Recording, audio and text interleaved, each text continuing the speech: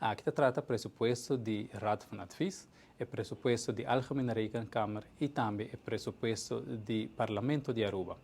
E três pressupostos aqui são sumamente importantes, mirando que cada de três institutos aqui está instituto não Hoge Colleges van Staat, que é instituto não independente, que está fazendo trabalho muito importante para o país Aruba. Maneira não sabe que o Raad van Advies é o Conselho Supremo mais alto que está dando Conselho no Parlamento, também no governo, também no governador, tudo o que está trata nos leis e nos aspectos na Aruba. Para o que trata a Algemene Rekenkamer, está dando conselho direto no Parlamento de Aruba, riba parte não financeiro de lo que está manejo e projeto que trata na Aruba.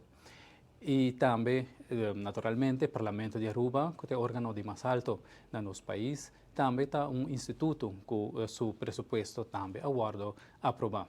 O pressuposto do Parlamento de Aruba agora aprovar, mas também cresce pouco mais, mirando que no último tempo não houve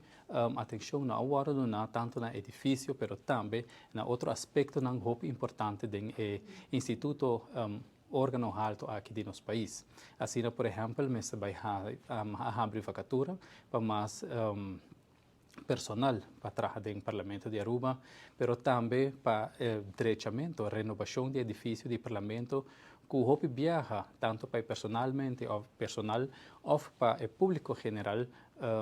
não está assim acessível mais, ou não está acessível. Mirando que tem assim rápido no edifício,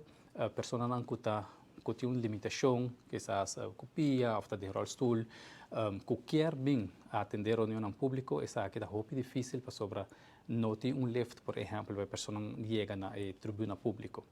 E dentro quadro dessa aqui tem parte do edifício também que o mês vai renovar, deixar para ser ampla, criar mais espaço para reunião de comissão, para oficina, e tudo isso aqui está em presupuesto do Parlamento de Aruba. Mita quer que essa aqui está 13 também para tu 13 instituto não aqui cambio e desenvolvimento positivo dentro do trabalho, dentro do funcionamento e também da eficiência do trabalho de cada três institutos importantes aqui do nosso país.